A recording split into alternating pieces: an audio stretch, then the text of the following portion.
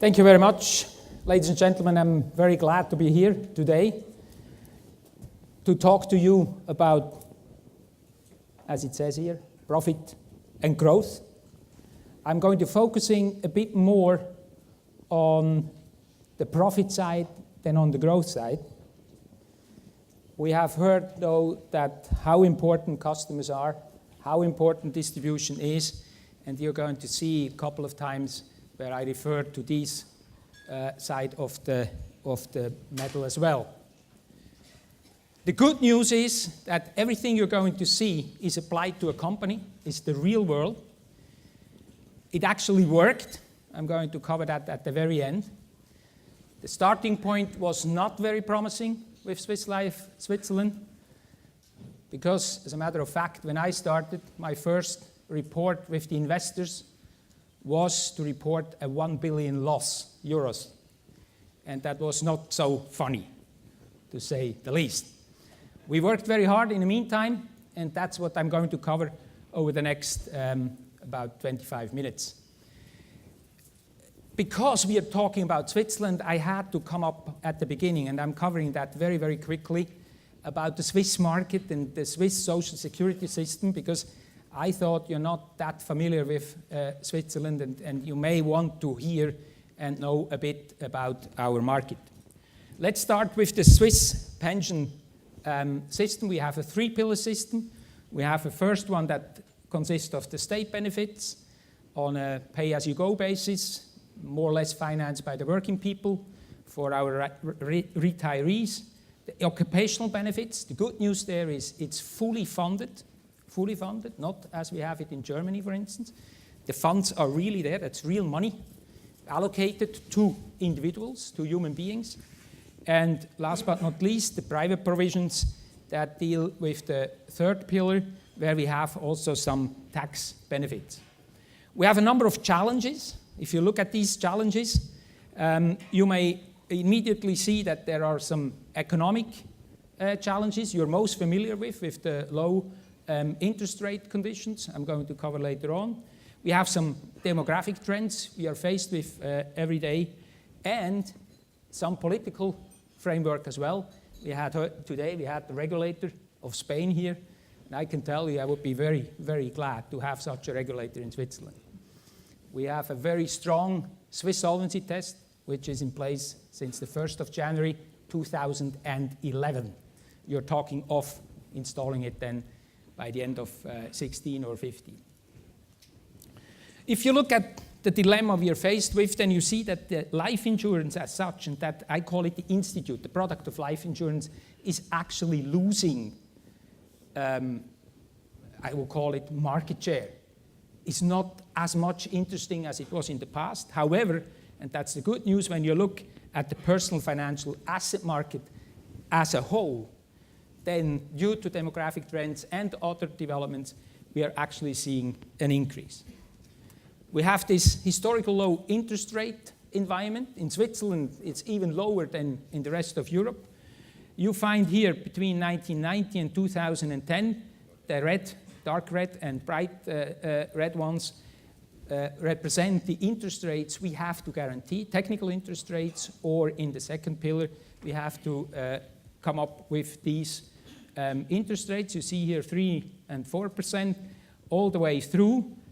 This is the risk-free, the black one is the risk-free interest rate, and I used to say it would have been a wonderful time for a CEO of a life insurance company between 1990 and 2010. I'm not saying it was an easy job or it was a piece of cake, but it was certainly much, much, much easier than what we are faced with today between 2010 and 2014. And you see indeed that this black curve here reaches, yesterday it was at 0.56%, 0.56% risk-free. So how are you going to make money? And I talk about the profits later on. You see the demographic trends. You know that less and less people financing our pensioners. 1950, it was up to about 6 people today, or in 2040, there will be 2 people. We see some gaps in the financing. You have basically accumulation period and the decumulation period. The decumulation period starts at 65 in Switzerland, at the age of 65. Once you get older and older and you have less and less contribution period, or the interest rates are that low that you're not managing to get more money into your accumulated amount, you get a gap down here when you get to 85, 90, or even 95 today. Research shows that about 50% of the babies being born today have 50% chance to get to 100. That's something we have to take into account. So, what is the response? What is the response of an insurer? I noted 3 of them, 3 categories, and I'm going to talk a bit about them. We have to make sure that our products, at the beginning, at the foremost, at the most important level, are profitable. Not just as a portfolio, but every single product itself has to be profitable, and we have to monitor that on a regular basis. Regular doesn't mean every 6 months or every 12 months. Means we have that in our management board every single month. And we take action once we realize it's not anymore profitable. We expand the offer and the business model. Jean-François covered that very nicely this morning. You know, we have to think about more than just life insurers. I showed you the curve going down, so there has to be more than just life insurers. So we talk about the business model, and last but not least, something I'm going to cover later on as well is we have to evolve the organization. We have to become better. We all have to become better on every single level. If you look at that, what that means, and this is maybe at the first sight a very complicated slide. It's not really at the end. It's about margin management, and the margin management is based on a case assumption. We say, what do we have to do once the interest rates are going even more down than where they are today? And once you do that and realize that, you have a number of actions to be taken, which then, these points here, show you every time we had to do a repricing of our products. So every few weeks, because these damn interest rates went down all the time, we had to basically correct our pricing and take the actions. Now, a lot of companies will argue, okay, that takes 6 months because of the IT cycles, right? IT systems are not being ready to actually get these corrections in. Our system allows us to do corrections within 4 to 6 weeks. So once we decided we have to reprice, let's say today on the, whatever, 6th, 7th of November, 6th of November today, we will be able, before Christmas, to get the action in. And a lot of companies cannot do that. So margin management is absolutely critical. As I said, on a product basis, not just on a portfolio basis. Get new products up. This is one of the products we came up with, a huge success. It basically shows you that we do a combination between index participation and always a guarantee, either index or interest. And the client can choose, the customer can choose which one he wants. It's either 100 to the 50-50 split, and he can switch every year if he wants. He can choose today, I think interest rates are going up, then I choose this solution, interest rates are going up, and I lose this solution. The most important thing is, in our consideration, guarantees are always in. This one I can almost skip. In the second pillar, we decided already 5 years ago to come up with a very extended offering. We are offering basically everything a particular company can wish for. Pretty much everything, be it from a coverage point of view, that's in here, The full insurance stands for full guarantees for the risk and the capital, as well as a lot of modules which we, I would say, more or less do as consultancy, as advisory, which brings us a lot of fees in that respect. So it's a full range of products. Again, the balanced portfolio of the products means that you have to take decisions. You either stop offering a certain product, you basically take it off the shelf. Every time you see here a little X, we took it off the shelf. Every time you see a star, you come up with a new product. Or with the dollars, here the dollar meaning a lot of dollars here, you do repricings. You leave them on the shelf, but you do a repricing that will immediately have a reaction to your profitability. So a very strong and very regular management of your portfolio. Now, that's basically where we ended up with 2011. After we have done our homework, our homework was mainly cost cutting. We took out about 1/3 of the costs. So we reduced the costs between 2009 and 2011 by 35%. 35%.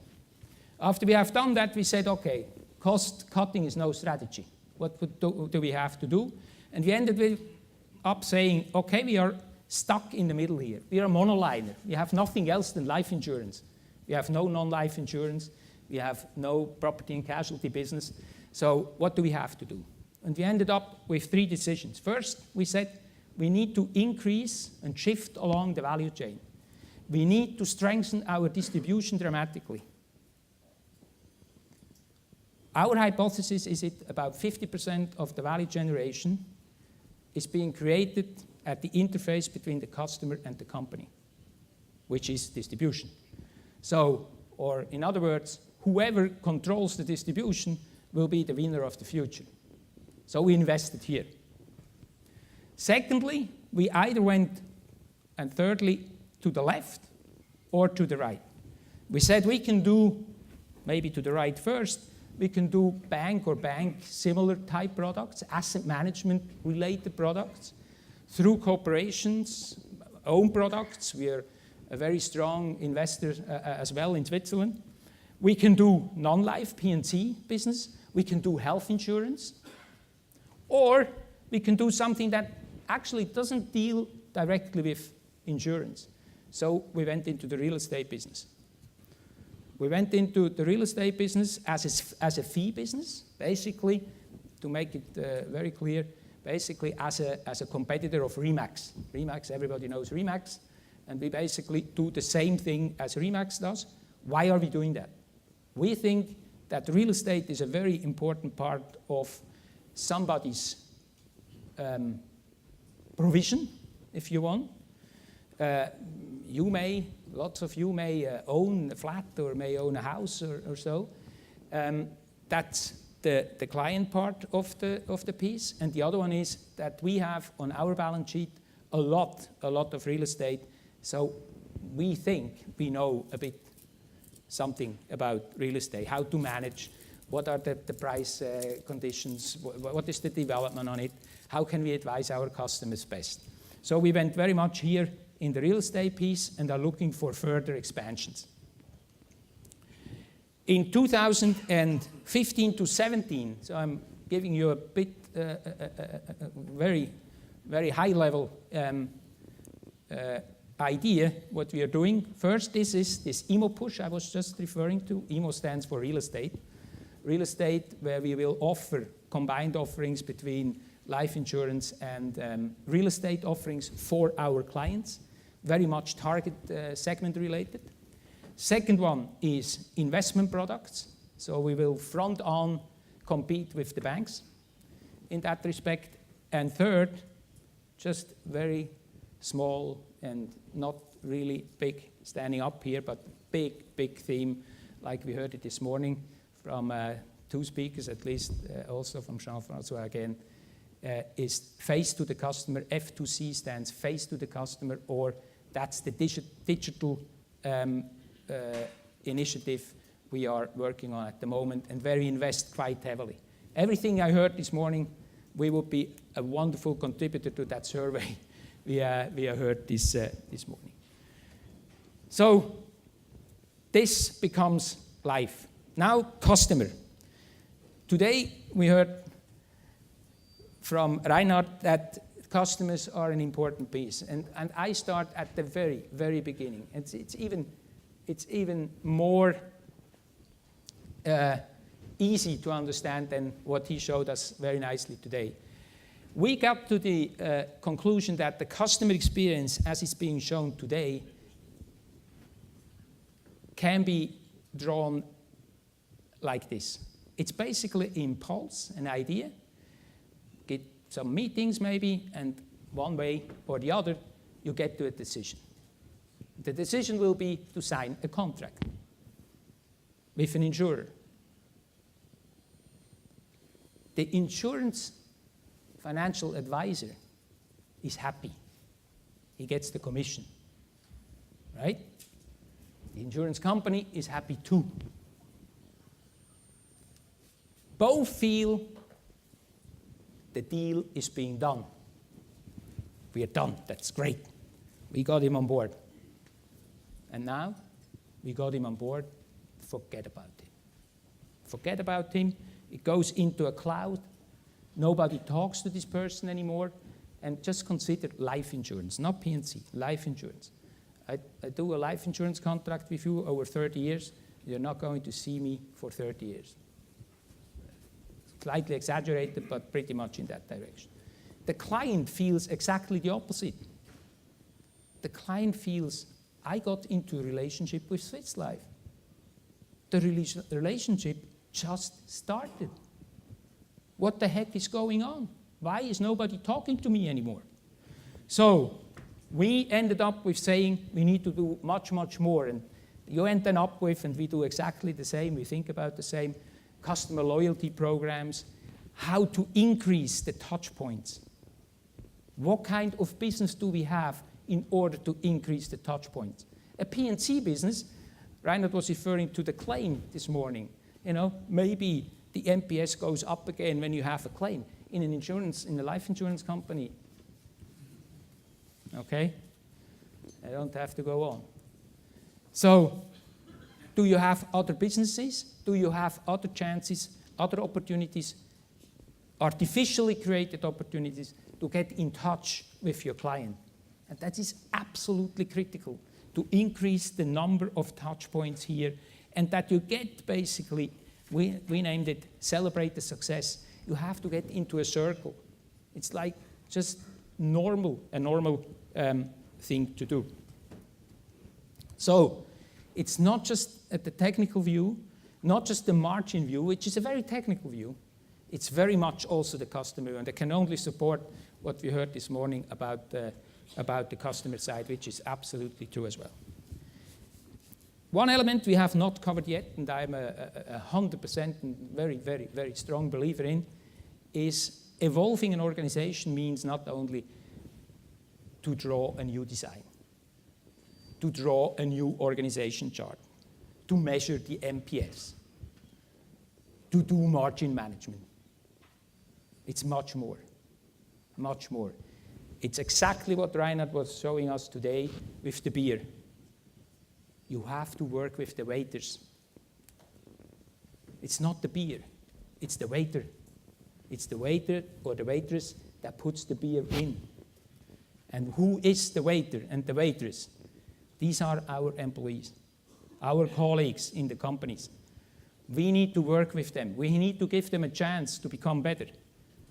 We need to give them tools to become better. We give them time and tools to get more customer friendly. We give them examples that they become more customer friendly.